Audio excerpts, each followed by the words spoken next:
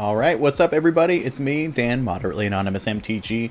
I am here today with another episode of Deckside Extortionist. Today we're going to be taking a look at the finals from Tier 1 Com with our friend Ken Bauman. And if you missed my interview with Ken after the finals, go check out the link in this info card right above my head here. Just quickly before we jump into it, I just want to give a shout out to our sponsors. Hit up our TCG player affiliate link right down in the description below. And make sure you hit up our Patreon if you want to give some direct support to us here at the channel. And I just want to give a quick shout out to the YouTube channel that we're going to be reviewing today. This is La Casa del Comandante, otherwise known as the Commander's House, and this is their editing. So shout out to them for the edits on this. If you don't already, make sure you go and give them a subscribe, and I'll have a link to them as well. So let's go ahead and hop into the game and check it out. All right, here we go. Super slick editing on this video today. I watched this a little bit before we started, and I was very impressed with it, so let's take a look. This is, the intro here is all in Spanish. This is a Spanish cEDH channel, but the game is going to be featuring the audio from the players from the game, so we're actually going to get to hear a little bit of the table talk and everything from the game, so that's pretty exciting. So here we've got the deck lists. We've got Ken on Kraken Sakashima, we have got Papa Sock on Najeela the Blade Blossom, and then we have got Rafagra in third. They are on Timna and Sakashima, and Tiago in fourth with Yisan. Here we go, let's do it. Any pregame actions? Right.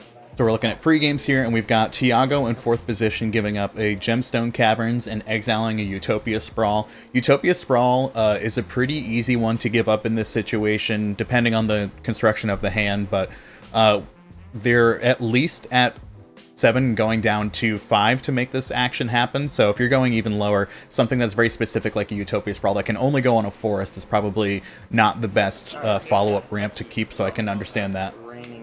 Is my land for turn. Lotus Petal. Ken with the Training Center into Lotus Petal, so we know that's coming up with the turn 1 Quark.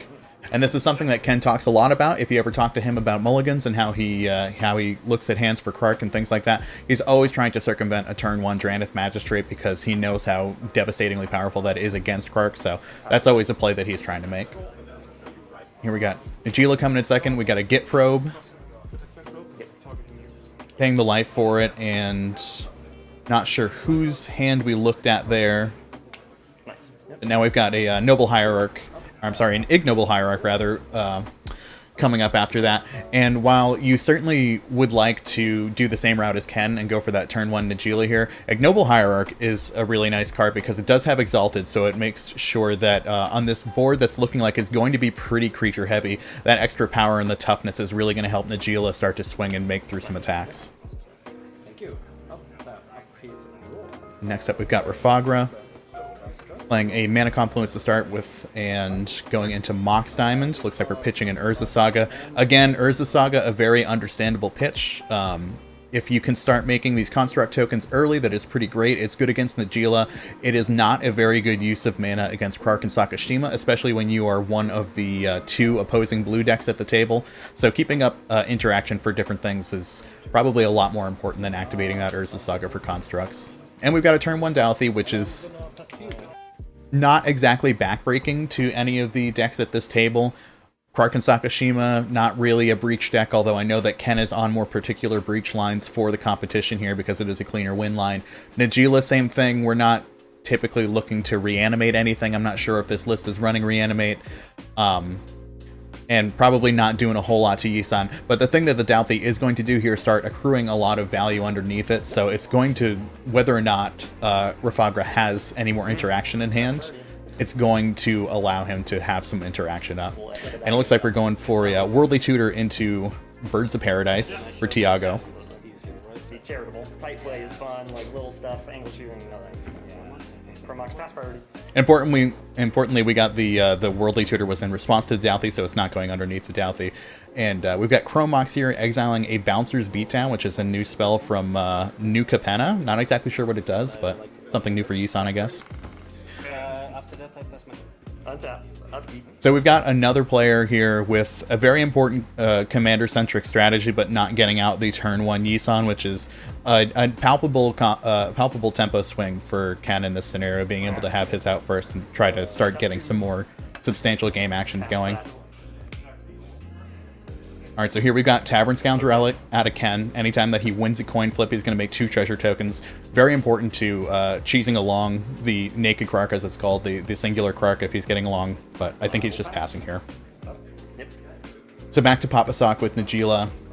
Expecting turn 2 Najeela now that we've got our mana down. Tundra is the land for turn, and 3 mana for Najeela. There we go. So importantly, as we look at the table now, Ken is a little bit of an open target for this Najeela, because what is the likelihood that Ken is going to kill off his Krark to stop this Najeela? It is absolutely 0, given that the Ignoble Hierarch is on the battlefield. Rafagra does not have any applicable blockers at this point, because it is important to note that Dauthi does have Shadow, meaning cannot block creatures without Shadow. And likewise, Tiago is not going to be giving up the Birds of Paradise to stop a Najeela swing, so... Najeela, even though we've got creatures all across the board right now, does have some pretty open swings. And it looks like Rafagra just draws and passes here. And Tiago going for the turn 2 Yisan. So now Ken is going into his turn 3, and he has got a pretty good chances on this board of sticking something on this turn. We're mainly looking at Rafagra in 3rd position with the 2 open mana and the Dauthi Voidwalker, which is now an active and being able to crack. So he's able to interact on a couple different axes. But we'll see what Ken does with it here. Basic Island is the land for turn. And red for a Rite of Flame. So this is 1 mana that's representing a possible 6 treasures if he copies this with Krark and then gets the two treasures off of the Tavern Scoundrel. So we've got an odds, so that doesn't do anything. Goes back to Ken's hand. He's going to try it again. Because if he has the 6 mana here off of this positive hit, he's still got plenty of mana to play with and start trying to do things with the ulterior 3 mana that he'll have left over after casting Krark and having his island open. But that's another failed flip, so going back to hand. Ken passing it up, just a blue mana open. Could be holding open some interaction of some sort, bounce spell, something like that. Tarnished Citadel coming down for Najeela. And then we've got Wild Growth on the Tundra. Getting pretty close to the 5 colors of mana necessary to get through our infinite combats here. So we've got Exalted Trigger on the Najeela because it did attack alone and creates the 1/1 Warrior token to go with it. It looks like we got through all of that damage. Rafagra, unfortunately, turn 3 here has again drawn and passed, so has clearly a lot of action in hand, but not the mana to start representing it. And from the rest of the table's perspective, you're hoping that these are all like creatures and things that are bigger than 2 mana and not interaction that he has at 2 mana.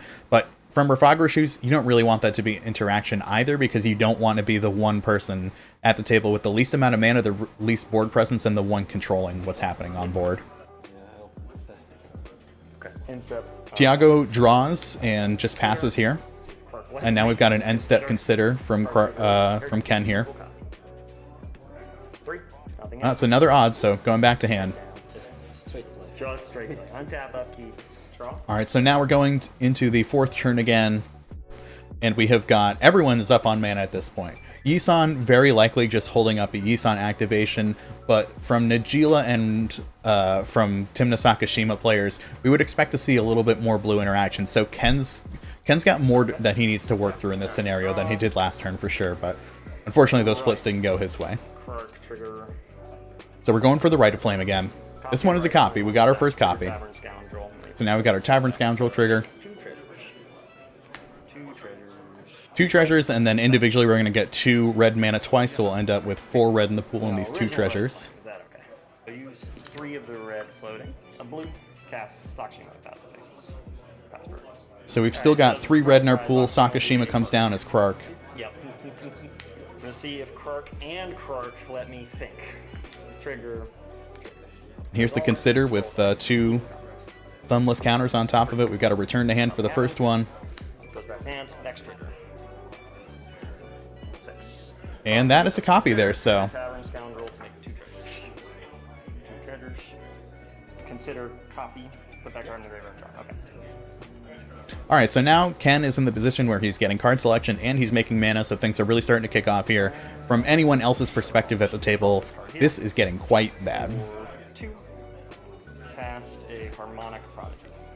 Harmonic Prodigy, another really deadly card in the Quark arsenal for things that can come out of the 99, or the 98 rather. This is going to now make an extra trigger for both the Quark and the Sakashima, so we've effectively gone from 2 to 4 Quark triggers on every spell that we've cast, and this is now bringing our likelihood of both returning a spell and copying a spell to about 98%, if I recall the data correctly. So the rest of the table is in trouble now. Here we've got another Consider, 1, 2, 3, and now we have got 4. so many more opportunities for Ken here to both be drawing cards and making mana, which is the two things that you need at all points when playing a Storm deck, especially a manual Storm deck. Easy visually. Quark trigger number 1. So things are getting pretty bad at this point. And here's the first piece of interaction that we have on this turn, is Papa Sock coming in with the Silence. And Silence is one of the deadlier spells that you can have against a Quark and Sakashima player at this point, because it does need a hard counter. We can't deflecting swat this. We can't do anything besides give it a hard counter, because this is going to stop us completely. And it's not going to stop Ken completely for the rest of the game, which is something very important to consider. It will only stop him on this turn. But if we're looking at Ken's board now, it's a really inopportune time to try to stick this Silence now, because we have got the 4 Quark triggers that are already on the stack with the Harmonic Prodigy, with the Tavern Scoundrel. So we've got a lot of opportunities to make mana for Ken to be able to recast this Consider a lot of times during Papa Sock's turn, if the Silence does go through. So if we look back at this point earlier in the turn, this is the first spell that we've cast this turn. This is the Rite of Flame. This is one of the points where Ken has the least options available to him, and it seems like a very aggressive move to try to use your Silence here. And it all really depends on how deadly you think that Quark is going to be this turn. Now, given what Ken has on board already, and knowing that he has both Consider and Rite of Flame in his hand or on the stack at this point, I think it makes a lot of sense to try to Silence here. And I can understand from Papa Sock's perspective that if Papa Sock is going to go for the win next turn, that Silence is something that they really want to be able to keep for themselves. We don't want to spend that counter on Ken's turn to try to stop him from winning, when, like we said, Ken can very likely just try to keep going off and winning at instant speed anyway. So I can understand wanting to hold on to the Silence here, but I think this is probably the correct point to try to spend the Silence, because Ken has the least resources on board, the least mana on board. This is the point of interaction where it's just going to cost Ken the most to be able to try to do something about this Silence. So now we're back to the Consider here. Quark triggers come out. Here comes our Silence. I will always veto your... Now this is a really interesting move right here. We hear Rafagra say, I think I will also put this Dovin's Veto on the stack, and he's pointing it at the Consider, of course, to try to further squeeze Ken's resources here. But the thing about this interaction here is that Ken's already got these 4 Quark triggers on the stack here. The Consider isn't the problematic spell at this point. It's the fact that we have so many triggers on the stack. So the Dovin's Veto here isn't really the best choice, nor is Consider the best target for it. I think in my position as Rafagra with this Dovin's Veto in my hand, I would be waiting for Ken to try to interact with this Silence and be able to try to stop Ken on that axis. I think it could be an interesting decision point to wait for Ken to try to interact with the Silence, and then try to use both our backup of Douthie Voidwalker and the Dovin's Veto to try to interact with that. I think that this is categorically just a little bit too early on the Dovin's Veto and a little bit too late on the Silence. Offer you can't refuse. Targeting the Silence, 4 Quark triggers, Harmonic. So, I think very unfortunately that Rafagra was simply responding with this Dovin's Veto because they had priority, and I think that they're just a little bit too trigger happy in this scenario, because we really want to see what Ken is going to try to do to this Silence before we interact here, because Silence is the operative spell on the stack. If Silence resolves, of course, nothing else can resolve this turn, so we from Ken's perspective, Ken needs to be able to interact with the silence if something is going to happen, and I just don't think that it makes a lot of sense for Rafagra to interact with the Dovin's Veto at this point. And the harmonic. If what we're scared of is Quark, we want to let the Quark player spend more resources before we try to interact. Prodigy trigger above it. Pass priority on harmonic prodigy trigger. Offer trigger number 1. So here we're starting to roll for offer. Offer goes back to my hand. Next Quark trigger. 6.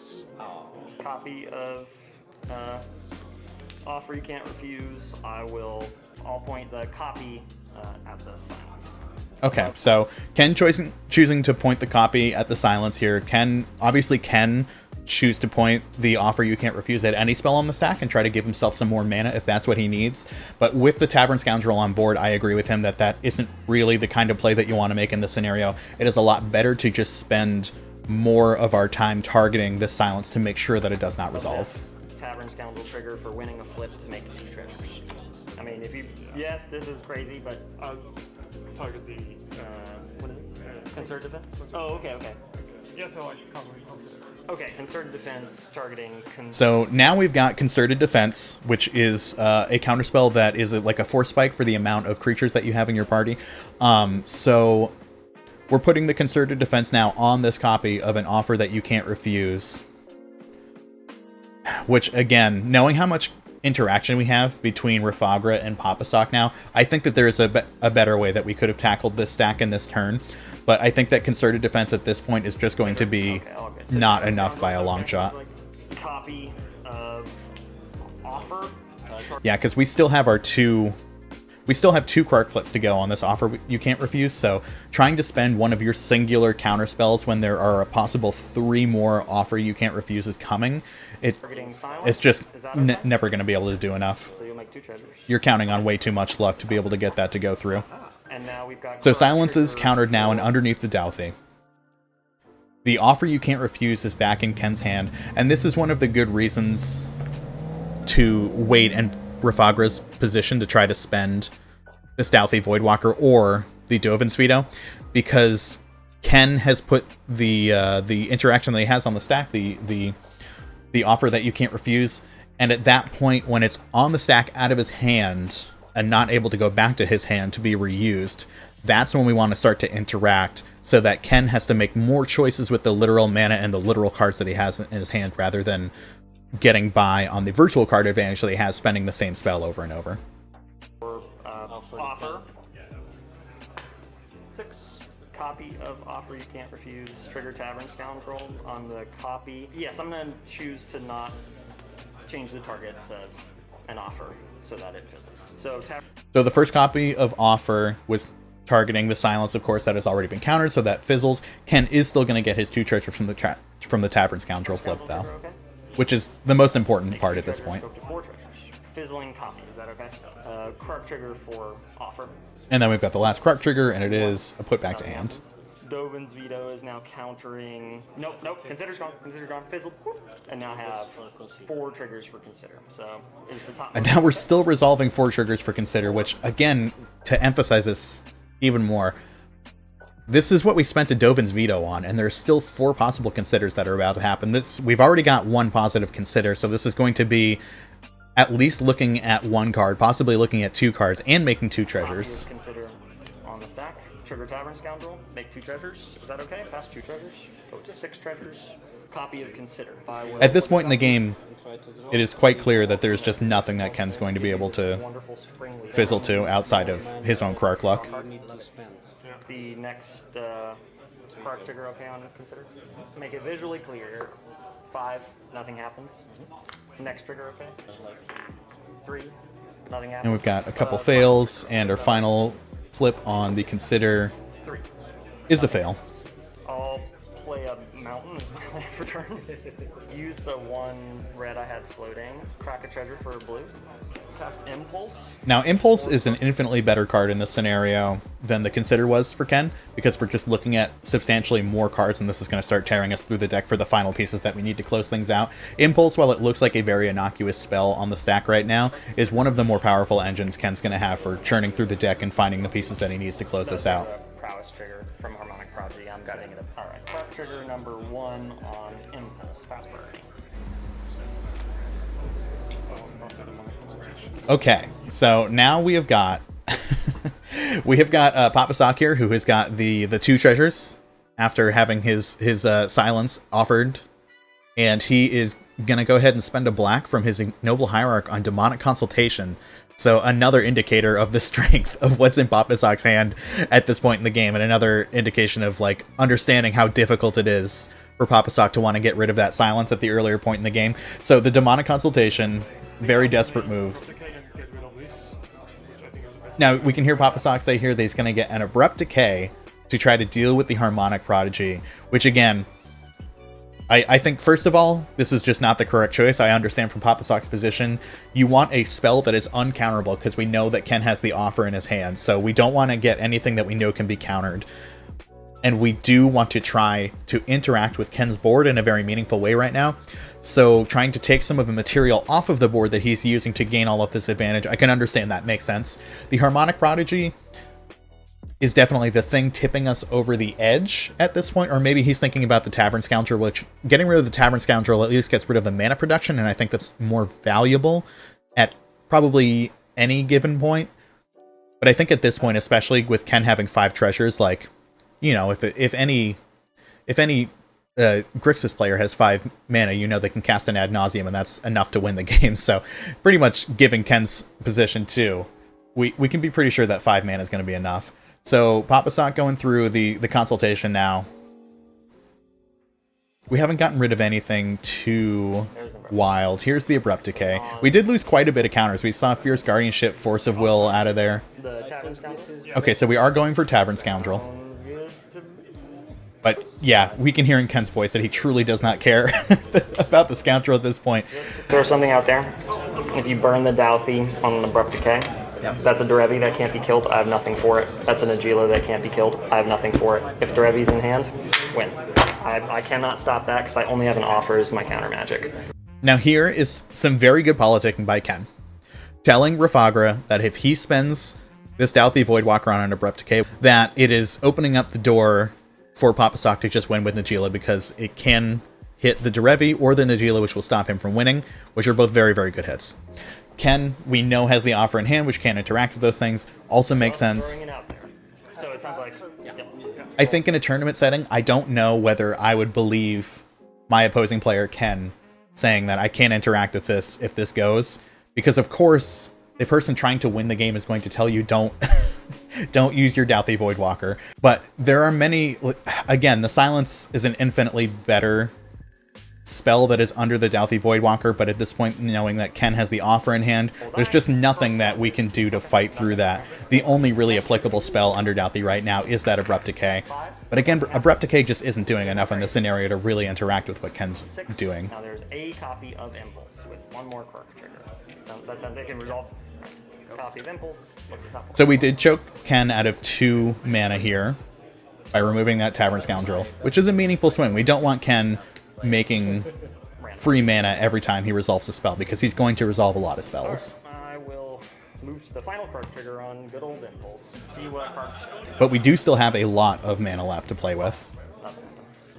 2, 3, 4. Stormkiln Artist.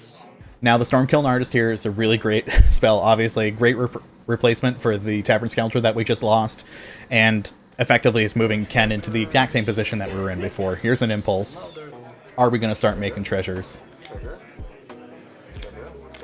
4 Stormkiln, or 2 Stormkiln Artist triggers, and a Prowess trigger on top. Oh, and of course we are getting 2 Stormkiln triggers for each cast now because of the Harmonic Prodigy, because Stormkiln Artist is a shaman. Again, you know what's in my hand. It's the offer and the Tombstone Cavern, so...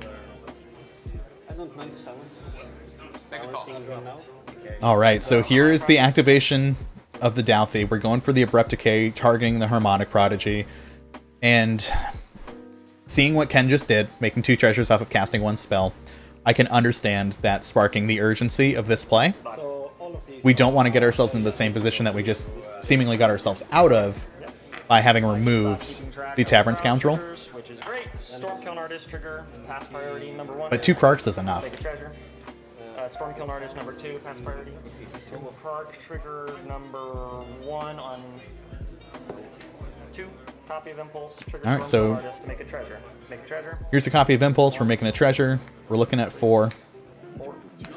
Ken's going to be able to look through a lot of cards here. Park trigger number 3, Impulse. 6. Copy of Impulse. Stormkill Artist trigger. Go to 4. The idea that Ken can fizzle here is just not super great. Put this one in my hand. Next card trigger, is that alright? 6. Copy. Another Stormkill Artist copy. trigger, make a treasure. 5. Yep, 1. So now we're back to Ken having 5 treasures, and having more cards in hand than he had previously, and having eaten through presumably the rest of this interaction that we're going to have here. Or pay 2 life, rather. Probe. Target you. Triggers. 1. Oof, 2, Gitaxian Probe is a really good find. above it. 6. Now that Ken can start funneling his On Gitaxian. life total into these spells and not his mana, that's going to free up a lot. Is that alright? 2. Copy of Probe. Trigger Stormkill Artist. Make a treasure. Is that good? For the copy, I will just keep the original target. Yeah. There's a Durant in his hand. I'll draw a card. So Target this I love that. I love that Ken called the Derevi and then suspicions confirmed Derevi in Papa Sock's hand. time, and I've got a Stormkill Artist trigger. Alright. And card. So at this point, Number 1, number 2. Ken's gonna be able to look at everyone's hand throughout the table, and I mean, I think we already know at this point that now that Douthie has been spent on the Abrupt Decay, that there's just no more interaction that's going on in anyone's hands. So we're basically going through the formalities of Ken winning the game at this point. There is a certain amount of fizzle rate, but it is not very high. 2 life. Casket Probe again. Target you, the original. Stormkill Artist trigger. Make a treasure. Now Ken getting through the last player, taking a look in their hand to make sure that everyone is 2. Copy. tapped out for real. Coast is clear. Trigger Stormkill. Make a treasure. And here we see Trinisphere, a Summoner's Pact. That is, the Phyrexian Walker's name I can never remember. The Pithing Needle on legs, and a Circle of Dreams Druid. Circle. Okay, great. I'll draw a card. And now next trigger for card. So if we're looking at Tiago's hand here, Tiago can go for a Summoner's Pact and can pitch cast an Endurance by pitching the Circle of Dreams Druid if they were to activate their Yisan to get a 1-mana dork to be able to pay for the Summoner's Pact on their next turn. Although I do not believe that an Endurance would be enough to really stop Ken at any point here, because, I mean, especially now seeing the Summoner's Pact, there's just no reason for Ken to navigate towards an Underworld Breach win. Take a treasure off Stormkill. 2 card flips, first flip. 5, back to hand. 3, back to hand. Pay 2 life. Storm count 19. Ken has sunk a total of 10 life, I'll use this. 5 casts into this Gitaxian Probe so far, 1. and everyone making a mana Back to hand. Card flip number 2. just means that there's no real reason to stop until we're ready to win. Draw a card. I'm going to use, to speed this up, I'm going to go to 12 treasures. Impulse. Stormkill. Card. So now in this scenario, I do see Ken sort of playing to the convenience of his podmates here, saying let's speed this up, casting an Impulse, going 4 cards deep rather than spending the Gitaxian Probe to go 1 card deep every time. And while I applaud Ken's thoughtfulness here, in this scenario, I think it is just correct to spam that Gitaxian Probe until you are unable to do so anymore. There are relatively few cards in Ken's deck that are going to punish us for not having a high enough life total. We're well beyond the need for a Treasonous Ogre, so I think in this scenario, it makes sense to probably just take more time going through the Gitaxian Probe draws until that's no longer feasible, because everyone is making us mana, and we're not in a position here where we need to worry about anything. The only thing that we need to worry about is having the mana to cast our spells and win the game. Ken is already at the point where he can cast any spell in his deck and win because of it, so we're not in any real danger here. But if we're thinking on the hardest margins of this game, it makes a lot of sense to just keep spamming Gitaxian Probe until we're at like 10 life. 6. Copy of Impulse. Trigger Stormkill and go. But of course, Ken doesn't want to be here all day. Ken wants to get his Time Twister and go home, so I can understand just going 4 cards deep. Next card trigger on Impulse. Ken liked that one. That was an easy pick. 6. Copy of Impulse. Alright, so now we're getting to the end of the Impulses. Top 4. And I think this is the real point that I would be looking for with the Gitaxian Probe and ending that is just going until I can no longer cast the Gitaxian Probe. And it is now in the graveyard. There is a Jeska's Will. It looks like a Pact of Negation, a Grape Shot. I'm gonna get this one. But Ken did not take any of those huge gas spells. Wizard cycle. Step Okay, through. he takes Step It is Through. gonna be We're gonna Wizard Cycle. Voice of Duality. We'll crack 3 treasures, go into 10 treasures, cast it. Bayron coming back out means that we've got our Harmonic Prodigy triggers And, back for the Storm Kiln Artist extra triggers. Storm Kiln Crack 6 treasures, go to and the 4 extra triggers. Clark triggers. Mind's Desire. And then we've got the Mind's Desire from Ken's hand. Trigger on top of the Clark triggers. So we'll go boom, boom, So here it is. I mean, boom. with Mind's Desire, there's just absolutely no way that Ken is able to whiff. We've got Storm Kiln Artist is going to make triggers off We'll of go the Storm Kiln Artist all- triggers for all of the Storm counts. times. 2 Storm Kiln Artist And then triggers, I'm Mind's sorry, for Desire, every count of Storm Storm at this trigger, point. Mind's Desire above all that, which is right now for 21 copies to be put on the stack. All right, so So, Storm for Mind's Ken Desire by my... here's an important question that I would love for everyone to answer before we continue this video. Go down in the comments and let me know what you think. Can Ken win this game with 22 free spells and 44 mana? I don't know. Count, I have 21 copies, which will create me 42 treasures, 2 to 46. And now I've got, we'll resolve the first one. Twin Flame. That's a Twin Flame. We'll resolve the next one. Force of Will, next one. Imperial Recruiter, which can get Dual Caster Mage. And there's the win. Which is a combo Twin Flame. Island. Land. Perks. Phantasmal Image. Thank you. Pyretic Ritual. I share Strike my a rules ridge. of playmats. Snap. This is my games. Brain Freeze. Fluster Storm. Yeah, now we're starting to accrue all the counter backup that we could ever need as if we actually needed any more in the scenario, which we don't. There's the Breach if anything were to fall apart. Just everything we need and a whole lot more to be able to get through the end of this game here. But we've already seen off of the first 3 flips that Ken has the actual literal deterministic win in Dual Caster and Twin Flame combo. Copy from Storm. So we just need to go through the motions of And then we finishing have, off the rest of these Storm triggers. Storm Kiln Artist triggers 2 treasures. Of course, go to 48. First part trigger. 3. Mind's Desire back to my hand. Next No part, extra Mind's Desire on the first one. Second one is a copy. Trigger Storm Kiln twice, make 2 treasures. Go to 50 treasures. Doesn't matter. At this point, I don't think. We'll go Jewel Lotus. Next part trigger. Copy. Same thing, 2 treasures. Get another copy, 2 more triggers, another flip off the top. Mountain. Next trigger. 3 back to hand. Now I'd like to cast Imperial Recruiter for free. Storm count is 23.